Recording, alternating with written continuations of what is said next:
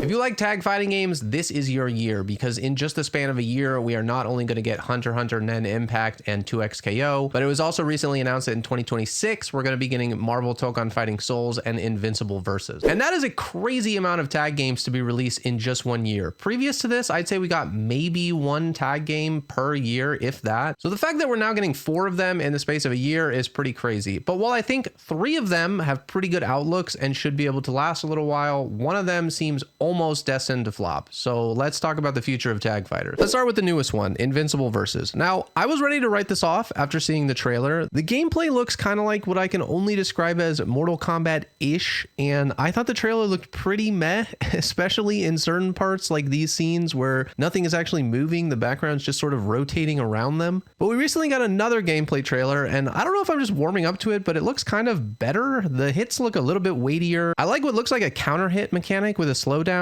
Also, the developers Skybound Games are the people behind The Last Killer Instinct, which is a good sign. I think that was a pretty good game that was well received. And I like Invincible, so this one gets a tentative thumbs up from me. I think I barely even need to touch on this one, but of course, Marvel Tokon Fighting Souls looks incredible. We got a return to Marvel vs. games with a 4v4 format, redesigns of classic Marvel characters to fit the anime aesthetic, and Arc System Works is the developer. I'll be playing this. Everybody I know will be playing this basically as soon as I can get my hands on it. It looks fantastic, and it should have longevity as long as the developers continue to support it, and Arc System Works has a pretty good track record of doing that. 2XKO was previously the golden child of the FGC until just like the last year maybe. They seem to be having a couple missteps one after another, whether it's the frustrating direction the game has gone in prioritizing defensive play, or the disappointing 10-character roster, the frustrating gaps between information that the developers are communicating. The game is definitely losing some steam as it heads towards the finish line, but overall I'm not too down on it. They have committed repeatedly to a 2025 release date,